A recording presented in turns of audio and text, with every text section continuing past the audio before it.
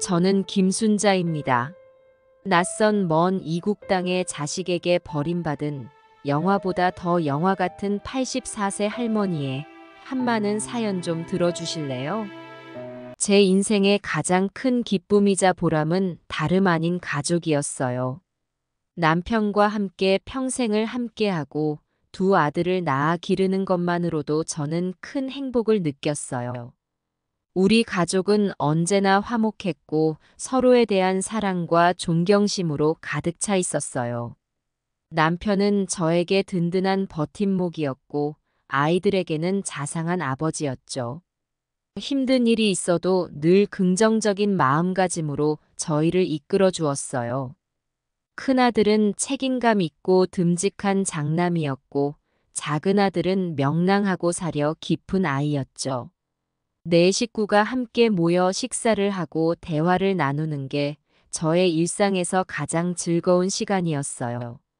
하지만 그 행복은 한순간에 무너져 내렸죠.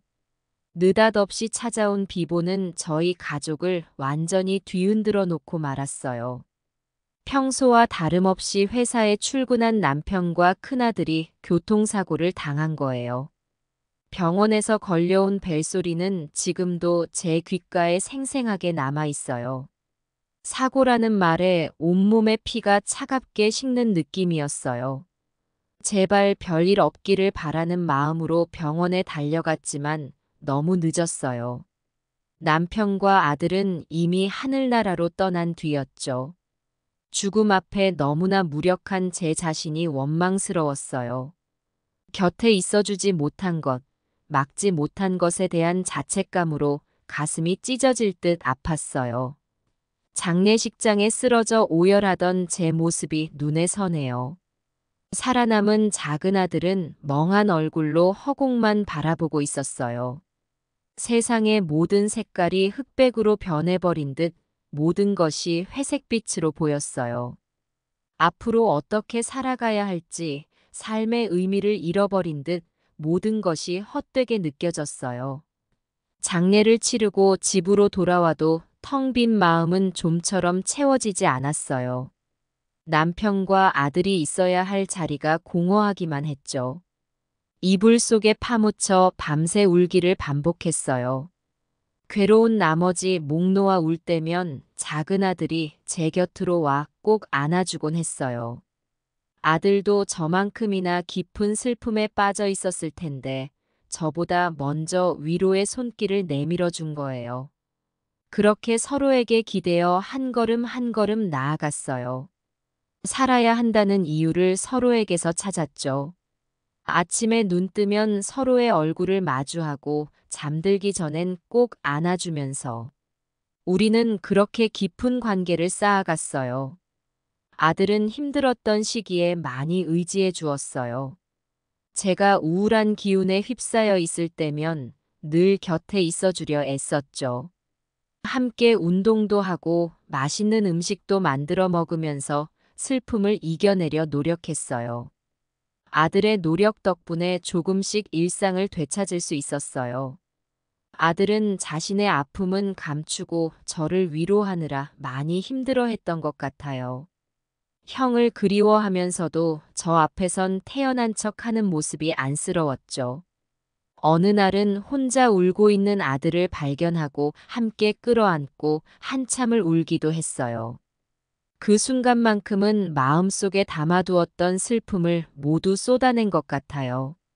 세월이 흘러 슬픔의 깊이가 조금은 옅어졌지만 남편과 큰아들에 대한 그리움은 여전했어요.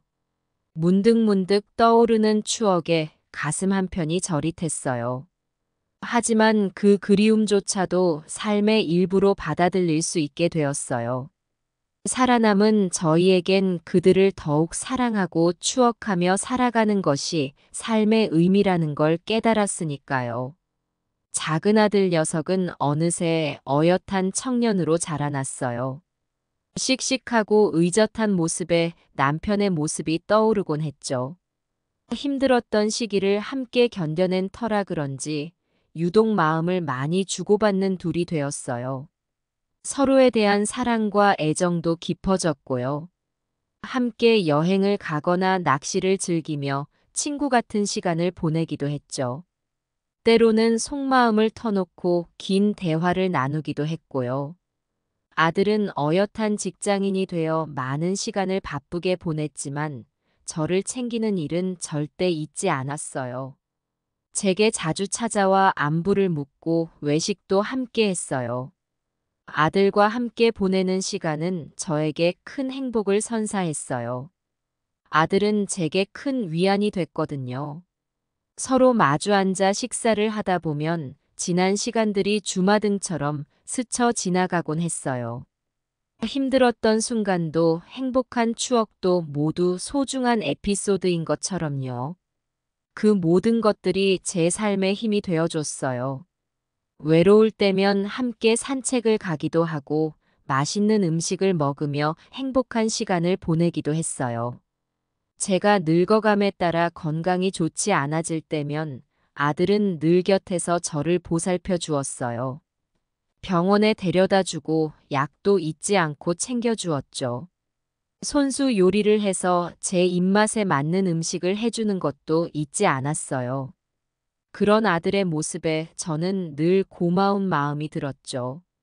아들도 힘든 일이 있을 때면 제게 털어놓곤 했어요.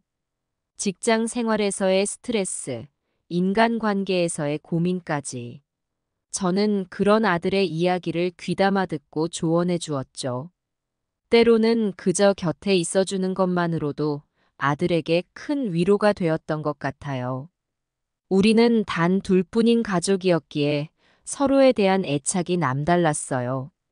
아들 없이는 제가 살 수 없고 저 없이는 아들이 살 수 없다는 걸 우리 둘 다 잘 알고 있었죠. 그래서 괜스레 서로의 곁을 떠날까봐 두려워하기도 했어요. 아들은 24년 전 한 여자와 결혼했어요. 아들의 결혼 소식을 들었을 때 정말 기뻤어요. 사랑하는 사람을 만나 새 인생을 시작하는 아들이 자랑스러웠죠. 아들 내외의 결혼식 날, 저는 한없이 행복했어요. 멋진 신랑과 아름다운 신부의 모습에 눈물이 났어요. 며느리도 정말 마음에 들었어요. 밝고 착한 성품에 우리 가족들을 잘 챙겨주던 며느리였죠. 저는 그 며느리를 진심으로 아껴주었거든요. 앞으로 정말 잘 살겠구나 싶었어요. 그런데 결혼 생활은 생각처럼 쉽지 않았나 봐요. 5년 만에 이혼을 하게 됐다는 아들의 말에 너무 놀랐어요. 서로 사랑하는 사이였는데 어쩌다 이렇게 되었을까 안타까운 마음이 들었어요. 아들이 힘들어할 모습을 보니 제 마음도 무너져 내리는 것만 같았어요. 아들이 이혼 후 겪은 상처와 아픔은 말로 다 표현할 수 없을 만큼 컸던 것 같아요. 며느리와의 추억이 깃든 집에 홀로 남겨진 채 쓸쓸히 지내는 모습이 안쓰러웠죠. 아들을 우리 집에 들어오라고 했어요. 하지만 아들은 계속 식욕도 없어 보였고 말수도 너무 줄어들었어요. 제가 해주는 음식을 먹긴 했지만 예전처럼 밝은 표정은 아니었죠. 그래도 저는 매일같이 아들이 좋아하는 음식들을 정성껏 만들었어요. 입맛이 없어도 조금씩 먹여보려고 노력했어요. 영양가 있는 음식들로 건강을 챙겨주고 싶은 마음에서였어요. 엄마가 맛있는 거 해줬으니 많이 먹어야 해. 그래야 힘이 날 거야. 한 숟갈 한 숟갈 정성스레 떠먹여주면서 저는 이런 말을 되뇌곤 했어요. 아들의 빈 그릇을 보면 괜스레 뿌듯해지곤 했어요. 하지만 음식으로 채워지는 것은 아들의 허기진 배뿐이었어요. 마음의 병은 좀처럼 나아지지 않는 것 같았어요. 제 손길이 닿지 않는 깊은 곳에서 여전히 고통받고 있는 것만 같았어요. 시간이 지날수록 아들의 모습은 말이 아니었어요. 늘 깔끔하고 단정했던 아들은 점점 더 망가져 갔어요. 아들 방에는 술병들도 여기저기 나뒹굴었고요. 분명 그 전날 먹으라고 해준 반찬은 그대로였는데 술은 잔뜩 비워진 상태더라고요. 괜히 가슴이 아려왔어요. 얘야, 밥은 먹어야지. 술만 먹고 어떡해. 엄마가 맛있는 거 해다 줄게. 씩씩했던 제 아들이 술에 의지한 채 방황하는 모습을 볼 때마다 저는 이런 말을 되풀이했던 것 같아요. 하지만 늘 돌아오는 대답은 한결같았죠. 괜찮아요, 엄마. 별로 배고프지 않아. 그 말을 듣고 있노라면 코끝이 시큰해지곤 했어요. 아들의 마음을 어루만져 줄 수 있는 게 음식밖에 없었는데 그마저 소용없어 보이니 막막한 심정이었죠. 하지만 아들에게 포기한 듯한 모습을 보일 순 없었어요. 오히려 더 밝은 표정으로 계속 먹을 것을 가져다 주었죠. 그래도 조금만 먹자. 엄마가 정성 들여 만든 건데 그냥 두면 섭섭하잖아. 간식거리를 건네며 어깨를 토닥이던 제 모습이 눈에 선해요. 하지만 아들의 반응은 차갑기만 했죠. 시선은 허공을 떠돌았고 무엇인가에 깊이 빠진 듯 먹는 둥 마는 둥 했어요. 좋아하는 음식을 해줘도 입맛이 없다며 며칠씩 입에 대지 않을 때면 속상했지만 그래도 포기할 순 없었어요. 아침이면 일찍 일어나 정성스레 도시락을 챙겼어요. 영양가 있는 반찬에 아들이 좋아하는 메뉴로 구성했죠. 출근하는 아들에게 도시락을 건네며 꼭 먹으라 당부했지만 저녁에 돌아온 도시락은 언제나 그대로더라고요. 그래도 믿는 구석이 있었죠. 점심시간만큼은 제대로 먹지 않을까 하는 기대였어요. 퇴근 후엔 따뜻한 저녁을 준비했어요. 아들이 좋아하는 음식으로 상을 가득 채웠죠. 매콤한 찌개에 구수한 된장찌개, 영양 듬뿍 나물 반찬과 아들이 즐겨 먹던 고기 요리까지. 저녁 식탁에 앉히려고 온 집안을 휘휘 돌아다녔지만 아들은 밥맛이 없다는 한마디만 남기고 방으로 틀어박혔어요. 하루하루가 힘겨웠어요. 아들의 우울한 기운이 집안 가득 맴돌았죠. 웃음기라곤 눈곱만큼도 찾아볼 수 없었고 살이 빠지는 걸 보니 밥도 제대로 먹지 않는 게 분명했어요. 괜스레 숨이 막혔지만 이를 악물고 제 할 일을 다 했죠. 힘들어하는 내 자식을 그냥 둘 순 없었으니까요. 어느 날은 아침부터 아들이 좋아하는 순대국을 끓였어요.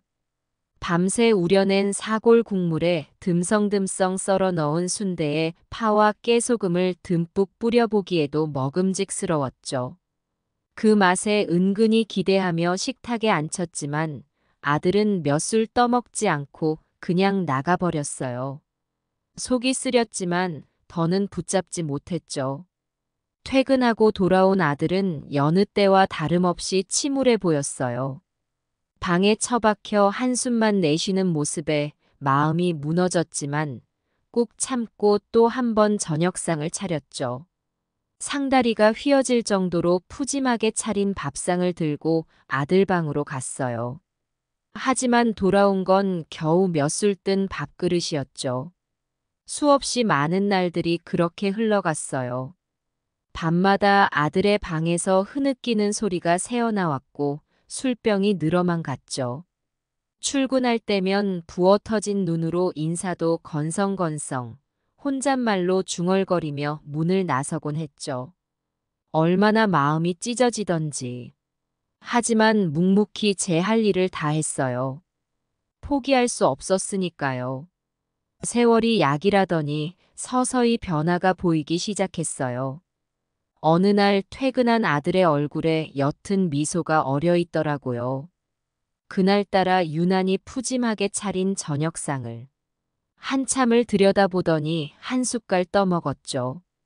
그런 아들을 보자 눈시울이 붉어졌어요.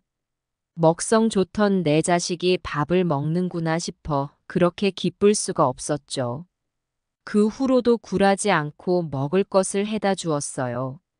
아들이 밥을 먹는 횟수가 늘고 술병이 줄어드는 걸 보면 가슴이 벅차올랐죠. 어느새 우리 집은 따스한 정으로 가득 찼어요.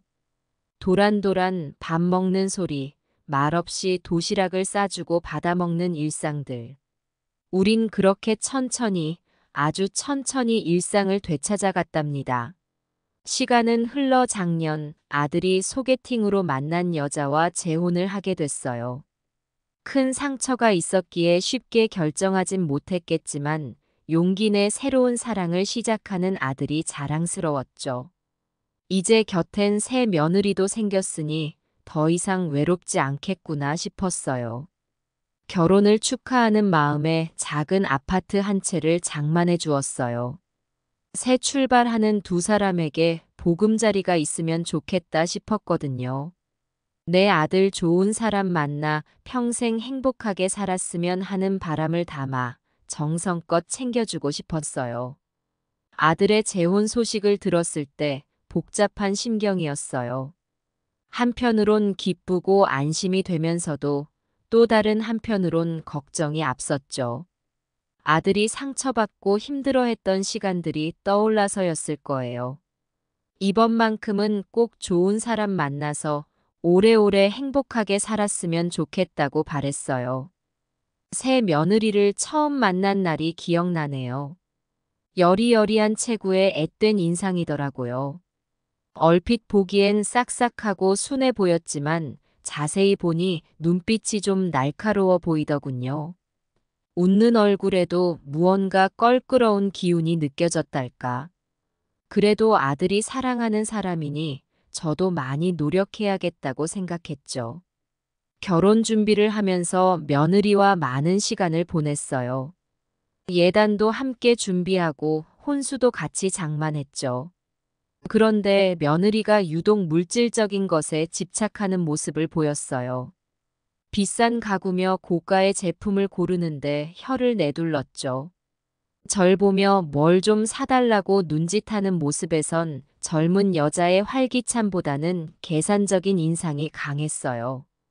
혼례식 날 며느리의 친정 식구들을 보니 수긍이 갔어요.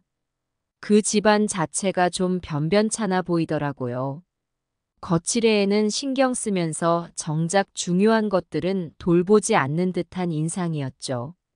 주례 선생님 앞에서 혼인 서약을 할 때도 며느리의 태도가 좀 불성실해 보였어요. 그래도 저는 제 소임을 다하려 노력했답니다. 신혼살림을 차리는 며느리에게 좋은 것들을 해주고 싶었어요.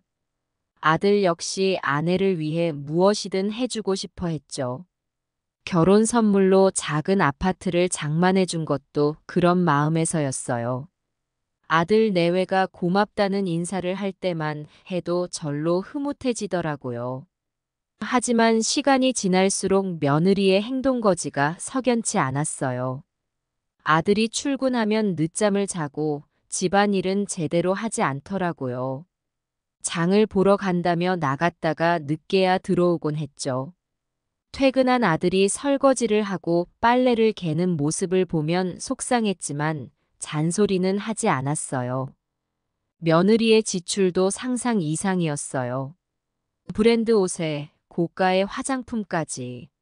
한 달 생활비로 책정된 금액을 훌쩍 넘기는 일이 비일비재했죠. 아들이 빚을 내가며 아내를 뒷바라지하는 걸 보니 마음이 편치 않았지만 뭐라 말할 수도 없었어요. 사랑하는 사람이라면 해줄 수 있는 거라고 아들은 늘 그렇게 말하더라고요. 아들 내외가 다투는 소리를 들은 건 결혼한 지 얼마 지나지 않아서였어요. 처음엔 신혼 부부 간의 사소한 의견 차이겠거니 했는데 점점 싸움이 잦아지더니 급기야 심한 말까지 오가는 걸 목격했죠. 하지만 신혼이라는 이유로 아들 내외의 문제에 깊이 관여하고 싶진 않았어요. 그래도 좋은 쪽으로 생각해 보려고 노력 많이 했죠. 그러던 어느 날 아들 내외가 저에게 찾아왔어요. 며느리의 얼굴엔 미소가 가득했고 아들의 표정도 밝아 보이더라고요. 저는 두 사람이 좋은 소식이라도 가져온 건가 싶어 기대에 부풀어 있었죠. 어머니, 이번에 효도 여행 시켜드릴게요. 우리 세 식구, 미국에 함께 가보면 어떨까요? 며느리의 말에 깜짝 놀랐어요. 여행이라니, 그것도 미국이라니. 귀가 의심스러울 정도로 놀라고 설레는 마음을 감출 수가 없었어요. 사실 젊은 시절부터 외국에 가보는 게 꿈이었거든요. 하지만 여건이 여의치 않아 늘 마음속에만 묻어두고 살아왔죠. 아들 내외가 이런 뜻밖의 선물을 해줄 줄이야. 눈시울이 뜨거워졌어요. 그동안 제가 아들 내외를 위해 해줬던 것들이 느껴졌나 봐요. 고마운 마음에 절로 눈물이 났죠. 이런 큰 효도를 받게 될 줄은 몰랐어요. 정말 고맙구나.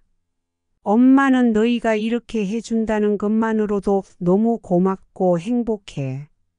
꼭 같이 가자. 이렇게 말하면서도 한편으로는 걱정이 되더라고요. 제 나이 80이 넘어서 먼 여행길이 쉽지는 않을 테니까요. 체력이 받쳐줄지, 건강에 무리는 없을지. 하지만 이런 기회는 흔치 않을 거예요. 망설이다간 평생 후회할 것만 같았죠. 무엇보다 아들 내외와 함께라면 두려울 게 없을 것 같았어요. 힘들 때마다 서로 의지하고 도울 수 있을 테니까요. 오히려 오붓한 추억을 쌓을 절호의 기회라는 생각도 들었죠. 그러고 보니 세 식구가 이렇게 여행을 함께 간 적이 없었던 것 같아요. 고마워 얘들아. 엄마가 몸 건강히 잘 다녀올 수 있도록 옆에서 좀 봐주려무나. 아들 내외는 저를 안심시키며 자상하게 말하더라고요. 걱정하지 마, 엄마. 우리랑 같이 가는데 무슨 걱정을 해? 맞아요, 어머니. 우린 미국 가서 신나게 놀아요. 짐도 제가 들지 않도록 하고 먹을거리며 필요한 물품도 빠짐없이 준비해 주겠다고 약속했죠. 그런 세심한 배려에 마음이 더욱 따뜻해졌어요. 우리 가족이 많이 단단해졌구나 하는 생각에 절로 미소가 지어졌답니다. 여행 날짜를 잡고 짐을 꾸리는 동안 내심 들뜬 마음을 감출 수 없었어요.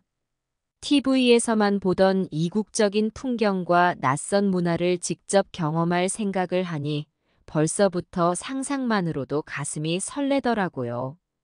80이 넘은 나이에 무언가에 이토록 두근거려 보긴 처음이었죠.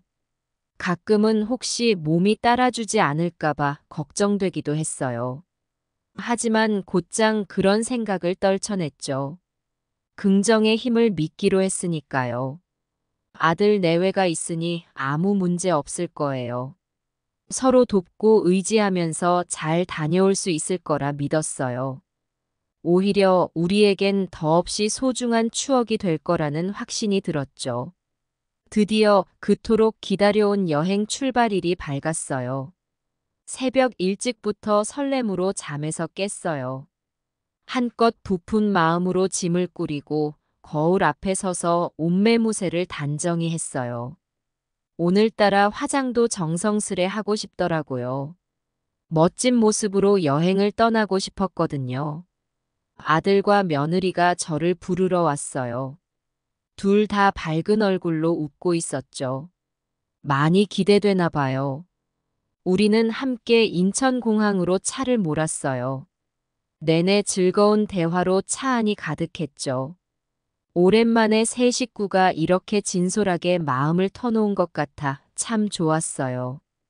공항에 도착해서 아들이 저의 짐을 들어주었어요. 그리고는 주머니에서 3장의 비행기 티켓을 꺼내 보이더라고요. 저도 모르게 탄성이 나왔어요. 정말 이런 날이 올 줄이야. 꿈만 같았죠. 아들과 며느리의 배려에 눈시울이 뜨거워졌어요. 어머니, 좋은 여행하실 수 있도록 저희가 다 준비했어요. 그러니 맘 편히 즐기세요. 아셨죠? 어머니? 며느리의 말에 고개를 끄덕였어요. 그렇지, 걱정할 필요 없어. 우리 식구들끼리 함께하는 여행인데 뭐. 절로 마음이 놓이더라고요. 특히 아들과 며느리가 세심하게 신경 써준 덕분에 한결 가벼운 마음으로 비행기에 오를 수 있었죠. 비행기 안에서 바라본 풍경이 너무 아름다웠어요. 하얀 구름들이 눈앞에서 유유히 흘러가는 모습이 마치 그림 같더라고요. 아들 내외와 번갈아 창밖을 내다보며 저도 모르게 감탄사를 연발했죠. 이런 경험을 할 수 있게 해준 것만으로도 고마웠어요. 긴 비행 끝에 마침내 미국 공항에 도착했어요. 낯선 공기에 괜스레 마음이 쫄깃해지더라고요. 많은 사람들, 들리는 영어 소리까지. 모든 게 생경하고 두려웠죠. 하지만 아들과 며느리가 양옆에서 제 팔짱을 꼭 껴주는 바람에 금세 안심이 되었어요. 우리는 입국 심사대를 통과하고 예치했던 수화물을 찾았어요. 며느리가 짐 카트를 밀며 걸음을 옮기는데 문득 아들이 말했어요. 엄마, 여기 이 의자에 앉아서 쉬고 있어. 우리는 잠깐 화장실 좀 갔다 올게. 길 잃어버릴 수도 있으니까 움직이지 마시고 여기에 계세요. 아셨죠? 어머니? 순간 불안감이 엄습했지만 이내 고개를 끄덕였어요. 그래, 알겠다. 금방 오는 거지. 아들과 며느리는 쌩긋 웃어 보이고는 빠른 걸음으로 저 멀리 사라졌어요. 처음엔 주변 풍경을 둘러보며 한가롭게 기다렸어요. 하지만 점점 시간이 흐를수록 마음이 편치 않아졌어요. 10분, 20분. 좀처럼 돌아올 기미가 보이지 않았죠. 이상하다. 화장실이 그리 멀리 있나? 나 혼자 남겨두고 어딜 간 거지? 온갖 의문이 머릿속을 스쳐 지나갔어요. 1시간 가까이 되자 불안감이 더욱 커져만 갔어요. 여기저기 두리번거려 보았지만 익숙한 얼굴은 보이지 않았죠. 공항은 왜 이리 크고 복잡한 건지, 왜 내 자식들은 돌아오지 않는 건지. 초조한 마음에 자리에서 일어나 주변을 서성였어요. 2시간이 더 흘러갔지만 아들 내외는 좀처럼 돌아올 기미가 보이지 않았어요. 저는 극도로 불안해졌어요. 머릿속이 온통 걱정으로 가득 찼어요. 괜찮은 거겠지. 무슨 일이 있는 건 아니겠지. 자기 합리화를 해보았지만 달라지는 건 없었어요. 손에 쥐어진 휴대폰을 들여다보았어요. 아들과 며느리에게 연락을 취해봐야겠다고 생각했죠. 떨리는 손으로 번호를 눌렀어요. 통화 연결음이 들리지 않았어요. 미국이어서 전화가 되지 않나 봐요. 며느리, 아들, 또 며느리. 번갈아 가며 수없이 연락을 시도했지만 소용없었어요. 마음속에서 불안감이 꿈틀거렸어요. 눈앞이 깜깜해졌죠. 이상해. 분명 금방 온다고 했는데. 왜 연락조차 받지 않는 거야? 순간 무서운 생각이 스쳐 지나갔어요. 혹시 무슨 사고라도 난 건가? 상상하기도 싫은 일이었지만 고개를 저어봤자 걱정은 사라지지 않더군요. 불안한 마음에 식은땀이 났어요. 온몸에 소름이 돋았죠. 다리에 힘이 풀려 주저앉고 싶었지만 꾹 참고 의자에 앉아 있었어요. 저 멀리서 아들 내외가 절 찾고 있을지도 모른다고 생각했거든요. 하지만 시간은 무정하게도 흘러갔고 사람들은 저를 흘깃 쳐다보고 지나칠 뿐이었어요. 생전 처음 느껴보는 무력감이 절 짓눌렀어요. 이 넓은 공항에 덩그러니 남겨진 채 아무것도 할 수 없다는 사실이 괴로웠어요. 주변을 둘러보아도 아는 얼굴 하나 없고 말 한마디 건넬 수 있는 사람조차 없었으니까요. 두려움에 떨면서도 계속 아들 내외를 기다릴 수밖에 없었어요. 어느덧 밤이 찾아왔고 기나긴 하루가 저물어 갔어요. 아직도 이들은 오지 않았죠. 기약 없는 기다림에 지쳐 잠이 들었다 깨기를 반복했어요. 잠결에도 주변을 살피고 정신이 들면 가장 먼저 시계부터 확인했어요. 시간이 흐를수록 절망감은 깊어져만 갔어요. 한편으론 모든 게 꿈이기를 바랬어요. 이런 말도 안 되는 상황이 현실일 리 없다고 생각했죠. 눈 떠보면 호텔 침대에 누워 있을 거라 믿었어요. 복도에서 들리는 발걸음 소리에 아들 내외가 들어올 거라 기대했고요. 하지만 눈을 뜰 때마다 보이는 건 삭막한 공항 풍경뿐이었어요. 시간이 갈수록 아들 내외에 대한 걱정은 불신으로 변해갔어요. 무슨 생각으로 이러는 거야? 어떻게 엄마를 이렇게 내버려 둘 수 있어? 배신감과 서러움에 가슴이 미어졌죠. 하지만 이내 죄책감이 밀려왔어요. 내 자식들을 의심하다니 어떻게 그럴 수가 있지. 복잡한 감정에 머리가 지끈거렸어요. 그렇게 꼬박 하루가 지나고 있었죠. 쓸쓸한 새벽녘 공항에 홀로 남겨진 채로요. 텅 빈 의자에 앉아 멍하니 허공을 응시했어요. 이 고요 속에서 현실을 직시할 수밖에 없었어요. 냉정하고 냉혹한 진실을 받아들여야 했어요. 내 자식들은 정말 나를 버리고 떠나버렸구나. 온몸의 피가 차갑게 식는 것 같았어요. 머릿속이 하얗게 변했죠. 강렬한 배신감에 숨이 막혔어요. 눈앞이 흐릿해지더니 뜨거운 눈물이 볼을 타고 주르륵 흘러내렸어요. 대체 왜 이러는 거야? 엄마에게 이럴 수가 있니? 목 놓아 통곡하고 싶은 심정이었지만 눈물만 흐를 뿐 울음조차 나오지 않더군요. 결국 내 자식들은 나를 떠났구나. 그 사실이 가슴을 후벼 팠어요. 세상에 홀로 남겨진 기분이었어요. 모든 것이 부질없고 허무하게 느껴졌어요. 긴 세월을 곁에서 지켜봐 온 자식들인데 어떻게 변심할 수 있을까? 뭘 그리 잘못했길래 이런 벌을 받는 걸까? 자책과 회한이 뒤섞인 채 끝없이 눈물만 흘렀어요. 그 다음 날도 아들 내외는 여전히 돌아오지 않았어요. 저는 이제 그들을 기다리는 것조차 힘들어졌죠. 몸과 마음이 모두 지쳐가고 있었어요. 하루 종일 공항을 떠돌며 그들을 찾아다녔지만 인산인해를 이룬 사람들 속에서 낯익은 얼굴을 발견할 수 없었어요. 시간이 흐를수록 절망감은 깊어져만 갔어요. 아들 내외를 기다리며 꼬박 이틀을 공항에서 보냈어요. 잠은 의자에 앉은 채로 겨우겨우 잤고 끼니는 거르게 되었어요.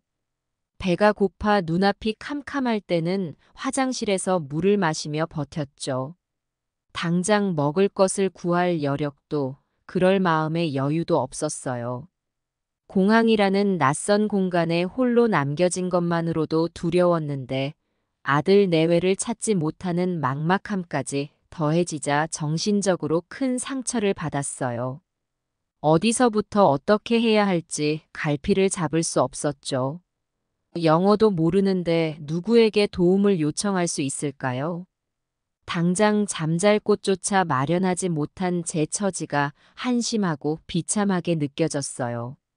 이틀째 되던 날, 문득 머릿속에 떠오른 생각에 온몸에 식은땀이 흘렀어요. 아들 내외가 정말 나를 버리고 떠난 걸까? 처음에는 그런 생각조차 하기 싫었어요. 내 피부치, 내 자식들이 그럴 리 없다고 부인하고 싶었죠. 하지만 시간이 갈수록 달리 생각할 수 없었어요.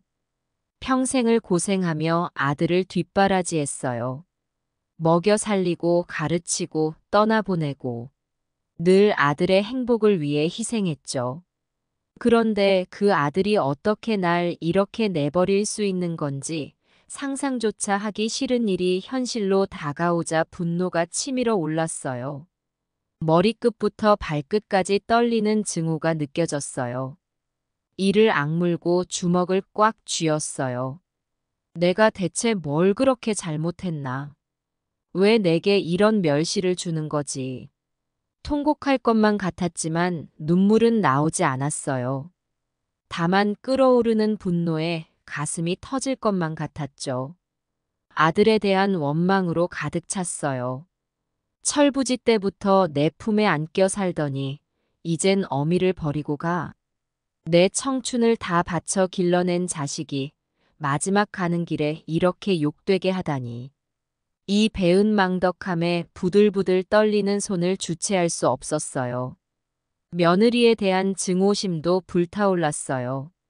내 자식 가로채더니 이젠 남편 부추겨서 시어머니 버리게. 처음부터 마음에 안 들더니 마침내 이런 짓까지 하다니. 어떻게 인간이 그럴 수가 있어. 막막한 현실 앞에서 이성을 잃어버릴 지경이었어요. 서서히 또렷하게 분노가 차오르기 시작했어요. 그동안 품어왔던 모든 사랑이 미움으로 변해가는 걸 느꼈어요. 평생 자식 걱정하며 살았던 내 속마음을 왜 너는 알아주지 못하는 거니? 나를 낳고 기른 자식이 가장 믿었던 내 아들이 날 배신하다니.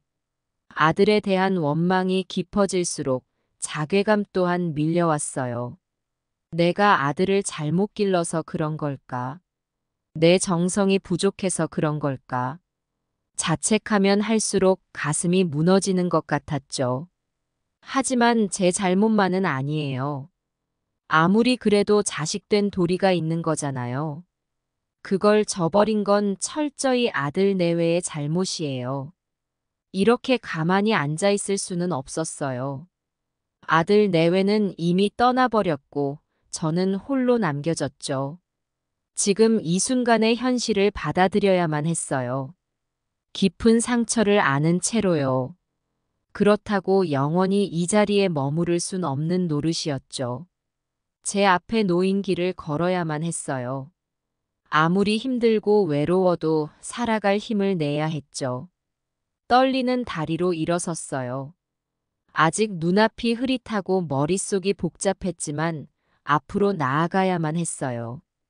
이 고통을 딛고 일어서는 것, 그것만이 살아갈 유일한 방법이었으니까요. 그때 문득 떠오른 기억이 있었어요. 젊었을 때 한국 전쟁 직후 생계를 위해 미군 부대에서 일하며 영어를 배웠던 경험이요. 작은 가게에서 밑에 사람으로 일을 했었고 그 덕에 많은 외국인들과 소통하며 잘하지는 않지만 영어를 익혔었어요. 기억이 가물가물했지만 그때 배운 영어가 저를 도와줄 거라는 희망을 가져봤어요. 저는 공항 직원에게 다가가 어색한 영어로 말했어요. 헐로.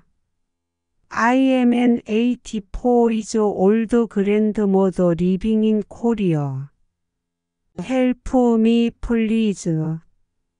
I was abandoned by my own son. He left me behind. Can you help me? 그들은 저를 무시하지 않고 진지하게 들어줬어요. 공항 직원들은 곧바로 도움을 주기 시작했고 여러 사람의 도움으로 저는 한국으로 돌아갈 수 있게 되었어요. 한국에 도착하자마자 곧바로 아들 집으로 갔어요. 하지만 집은 텅 비어 있었어요. 아무도 없었죠. 사실 아들은 얼마 전부터 큰 빚이 생겼다고 하며 저에게 제 집을 팔아서 도와달라고 부탁했었어요. 저는 여러 차례 그 부탁을 거절했어요. 아들은 저를 데리고 살겠다는 말도 했지만 저는 완강히 거절했죠.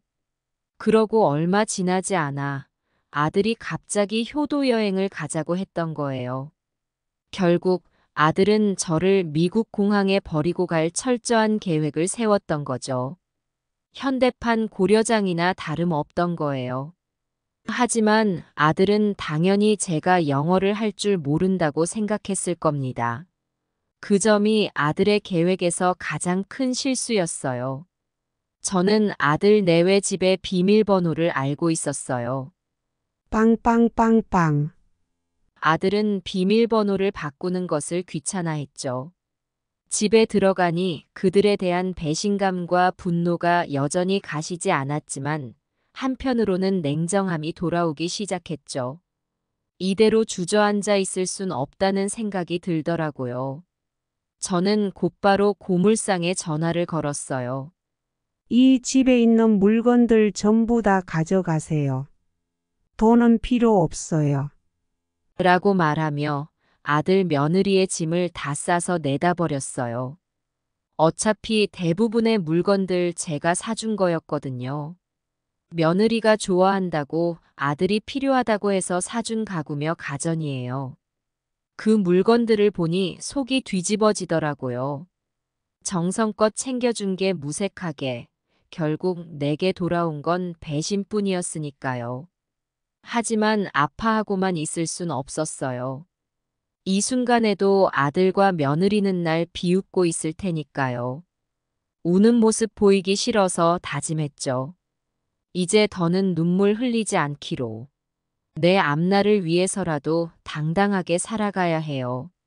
스스로에게 이렇게 말했답니다. 이 일을 계기로 더 강해질 거야. 다시는 그들에게 휘둘리지 않고 나 자신을 지키며 살 거야. 아들이 돌아왔을 때 텅 빈 집을 보며 어떤 생각을 할지 궁금했어요.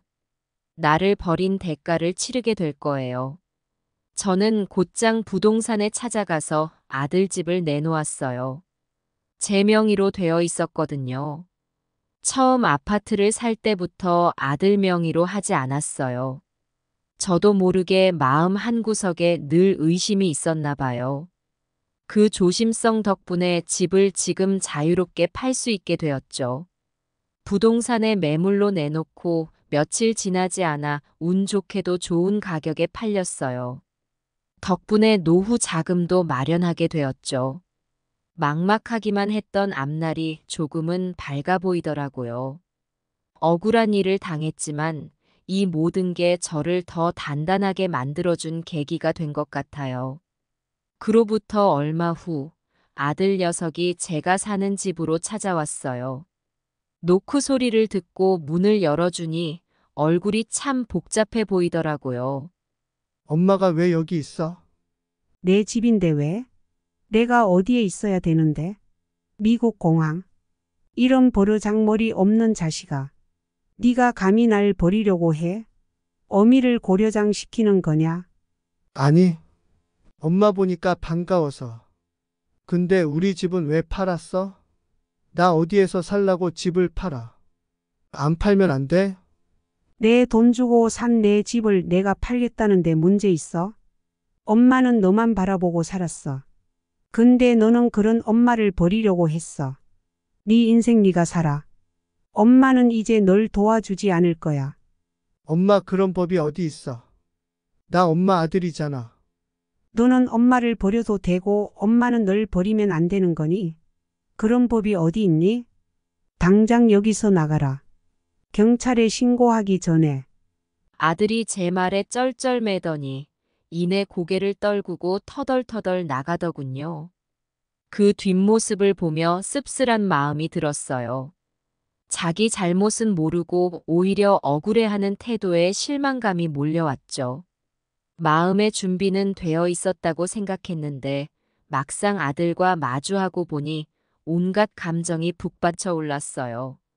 하지만 동정은 끝났어요. 용서할 수 없는 짓을 했으니까요. 나중에서야 알게 된 사실인데 아들 내외는 절 공항에 버려두고 단둘이 즐겁게 미국 여행을 다녀왔더군요. 일주일 동안이나 감쪽같이 사라져서는 마치 아무 일도 없었다는 듯 태연하게 돌아온 거예요. 그 사실을 알고 난 후로는 아들에 대한 믿음이 완전히 무너졌어요. 엄마보다 지 마누라가 더 소중한 거죠. 평생을 자식만 바라보고 살아온 내 인생이 부질없게 느껴졌어요.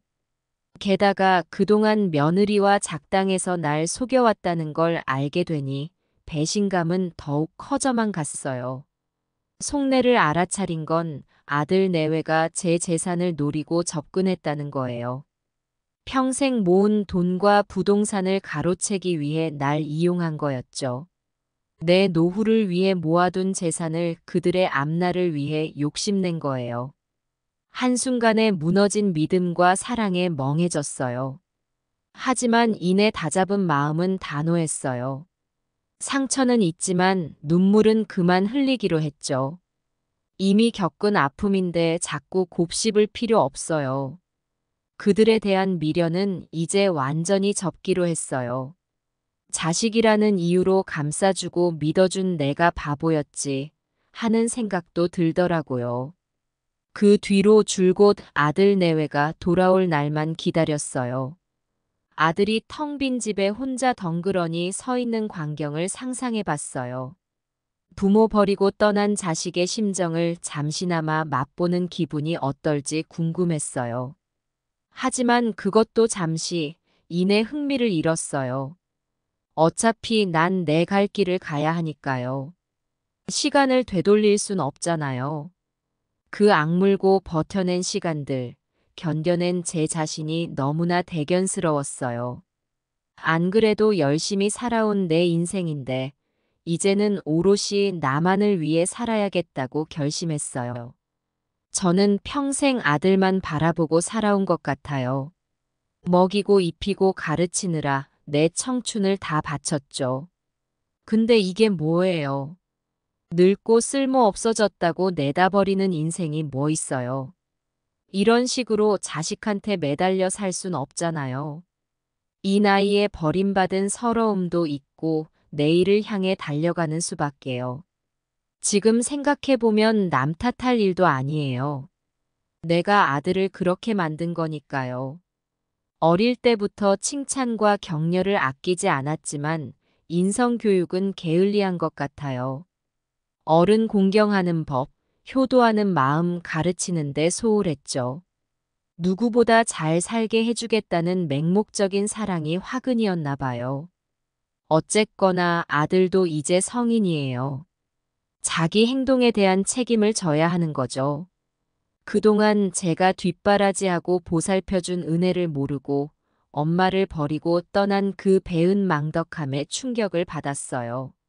하지만 이제 와서 후회하거나 애석해할 필요는 없어요. 아들 스스로 선택한 길이니까요. 그 며느리와 살아가려면 앞으로 많은 걸 감당해야 할 거예요. 현실은 녀석들이 생각하는 것처럼 녹록지 않을 테니까요. 먹고 살 걱정에 시달리고 서로 믿었던 사이가 금가게 될지도 몰라요. 어쩌면 며느리에게 버림받는 신세가 될지도 모르죠. 하지만 이제 와서 뭐라 하긴 싫어요. 제가 나서서 충고한들 귀 기울일 리 없잖아요. 지 삶은 지가 개척해 나가야 해요. 어머니 도움 없이 살아갈 수 있을지 두고 봐야겠죠. 그동안 제가 발 벗고 나서서 교육시키고 뒤치다꺼리 해주며 뒷바라지 해왔던 걸 생각하면 큰 맘 먹어야 할 거예요. 그러다 낭패 보면 스스로 깨우치겠죠 뭐. 아들 녀석은 제 곁을 떠나기 전부터 돈을 흥청망청 썼었어요. 제가 모아둔 재산을 탐내면서도 한편으론 자기 호주머니를 챙기느라 여념이 없더라고요. 계획 없이 돈 쓰는 버릇이 있어서 먼 미래를 내다볼 줄 모르는 눈치였어요. 그런 녀석이 어떻게 살아남을지 걱정되긴 하지만 이젠 제가 나설 문제는 아니에요. 길거리에서 노숙하게 될지도 몰라요. 아니, 노숙은 예사로 할 지경이 될 거예요. 당장 먹고 살 궁리하느라 바빠서 결혼 생활은 뒷전이 되겠죠. 설상가상으로 며느리마저 떠나면 눈앞이 깜깜해질걸요. 하지만 저야 어쩌겠어요. 내 복까지 챙겨주다 이 모양 이 꼴이 된 거잖아요. 틈만 나면 감싸주고 두둔해준 제가 바보였죠. 이제 내 자식이라고 부를 수도 없어요. 엄마 품을 떠나겠다는데 어떻게 자식이라고 할 수 있겠어요. 피는 나눴어도 각자 갈 길 가는 거죠. 그 녀석들 상전이 어떻게 될지, 앞으로 구차한 삶을 살게 될지 짐작은 가지만 애써 외면하려고요. 남의 속 긁어봤자 제 속만 깨름칙할 뿐이에요. 그날의 일은 제 인생에서 잊을 수 없는 상처로 남을 거예요. 한순간에 아들 내외에 대한 믿음과 사랑이 무너져 내렸으니까요. 그동안 쌓아온 정과 신뢰가 한순간에 무너지는 아픔이란 말로 다 표현할 수 없을 정도였어요. 평생을 바쳐 길러낸 자식에게서 이런 배신을 당하다니. 아무리 세월이 흘러도 가슴 한편이 쓰리고 아릴 거예요. 절 짓밟은 그 두 사람과는 이제 더는 가족으로 남고 싶지 않아요. 인연을 끊어버리고 남남이 되는 게 차라리 나을 것 같네요. 절 깊이 실망시킨 아들 내외와 어떤 관계도 유지할 수 없을 것 같아요. 저를 우습게 여기고 무시한 그들의 태도에 환멸을 느꼈거든요. 피를 나눈 가족마저 등을 돌리는 배신감이 얼마나 고통스러운지 깨달았어요. 이제 와서 되돌아보니 온갖 거짓과 위선으로 가득 찼던 시간들이었어요. 표면적으론 행복한 가족을 연기했지만 뒤로는 저를 골칫거리 취급했던 거예요. 진심은 안중에도 없이 오로지 자신들의 이익만 추구하던 위선자들이었던 거죠. 눈 하나 깜짝 않고 늙은 어미를 버리고 도망간 그 행동에 분노가 치밀어 올랐어요. 배신감에 숨이 막혔고 삶의 의욕을 잃어버릴 것만 같았죠. 하지만 이 아픈 진실을 받아들이기로 했어요. 가족이 무엇인지, 사랑이 무엇인지 뼈저리게 깨우친 계기가 되었으니까요. 이 나이에 이런 고통을 겪게 될 줄은 상상도 못했어요. 한평생을 정성껏 키운 자식에게 버림받는 서러움이란. 가족애니 무조건적인 믿음이니 하는 건 모두 환상에 불과했다는 걸 절감했죠. 인생의 황혼기에 맞닥뜨린 쓰디쓴 깨달음이에요. 오죽하면 피는 물보다 진하다는 말까지 무색해졌을까요? 그 같은 핏줄을 나눴다는 게 무슨 소용이 있나요? 결국 절 배신하고 떠난 건 다름 아닌 제 자식이었으니까요. 이제 와선 가족이라는 이름조차 남기기 싫어요. 한때 내 아들, 내 며느리라고 여겼던 사람들이 이제는 남보다 못한 원수로 남았어요. 그들이 저지른 짓을 생각하면 치가 떨리고 속이 뒤집어져요. 자기들 입속만 차리느라 늙은 부모는 쓰레기처럼 내다버린 폐륜아들이에요. 하지만 저는 이 고통을 그냥 묻어둘 수만은 없어요. 이 응어리진 한을 풀고야 말 거예요. 그래야만 잃어버린 마음의 평화를 되찾을 수 있을 것 같아요. 아니, 그렇게 해서라도 제 상처를 치유하고 싶네요. 그래요, 복수. 그들에게 복수하고야 말 거예요. 날 버리고 떠난 그 자식에게 조만간 반드시 복수할 거예요. 길거리에 나앉게 되는 것보다 더한 고통을 받을 때까지 배신당한 심정을 통감하게 해주고 말 거예요. 물론 쉽지 않은 길이 될 거예요. 하지만 마음먹은 이상 끝까지 갈 거예요. 복수를 위해서라면 무슨 일이든 각오했으니까요. 두고 보세요. 내가 어떻게 그 녀석들 인생을 끝장내는지. 절대 봐주지 않을 거니까요. 복수의 칼날을 갈고 또 갈 거예요. 그들의 배신에 일말의 죄책감도 느끼지 않을 때까지. 제 복수에 후회하고 눈물 흘리게 될 때까지요. 가족을 저버린 죗값을 톡톡히 받게 해주겠어요.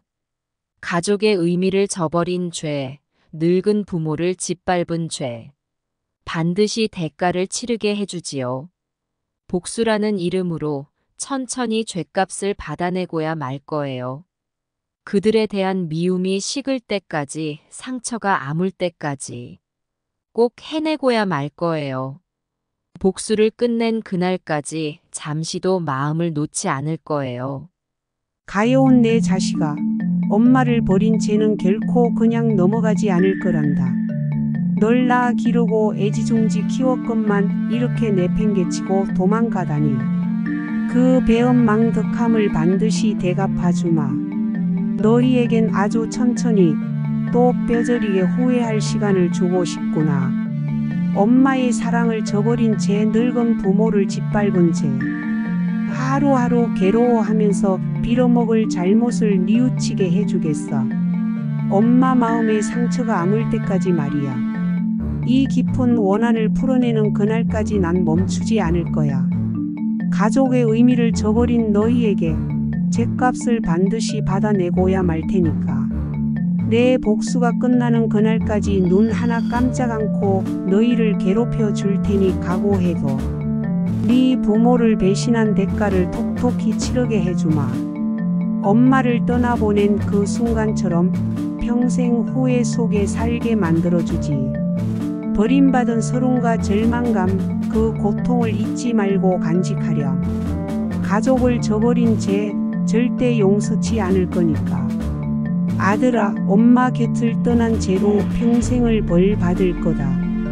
내 복수의 그림자가 너희 삶을 짓눌러 숨 쉴 수조차 없게 만들 때까지 살면서 단 하루도 마음 편할 날이 없을 거야.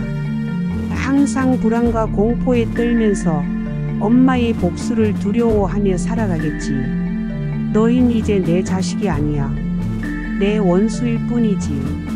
끝까지 쫓아가서 너희 인생을 송두리째 망가뜨려 주마. 더는 살 수 없을 만큼 완전히 무너질 때까지 말이야. 그 고통 속에서 비로소 가족의 소중함을 깨닫게 되겠지. 너무 늦었지만 그때서야 네가 저지른 잘못을 뼈저리게 후회하게 될 거야. 부모의 사랑을 저버린 대가가 얼마나 큰지 몸소 느끼고 또 느끼게 될 테니까. 가족이란 이름으로 주어진 믿음과 사랑, 그 모든 걸 배신한 너희에겐 지옥 같은 시간이 펼쳐질 거다. 언제 닥칠지 모르는 나의 복수에 전전긍긍하면서 너희 스스로가 만들어낸 고통 속에 영영 갇혀 지내겠지. 내 분노가 사그라들고 너희에 대한 미움이 거칠 때까지. 그날이 오긴 올까? 아니, 영원히 오지 않을 거야. 나는 절대 너희를 용서하지 않을 테니까. 두고 보자. 이 복수가 얼마나 처절하게 너희 삶을 망가뜨릴지 잘 새겨듣거라. 이제 너희에겐 행복도 평화도 없을 거다. 오직 고통과 절망만이 가득할 뿐. 엄마를 실망시킨 죄, 가족을 저버린 죄, 그 대가를 톡톡히 받게 될 거니까. 내가 복수를 마칠 그날까지 단 하루도 편히 살지 못할 테니 너도 한번 경험해봐. 너도 느껴봐 그 고통을. 버러지 같은 자식아.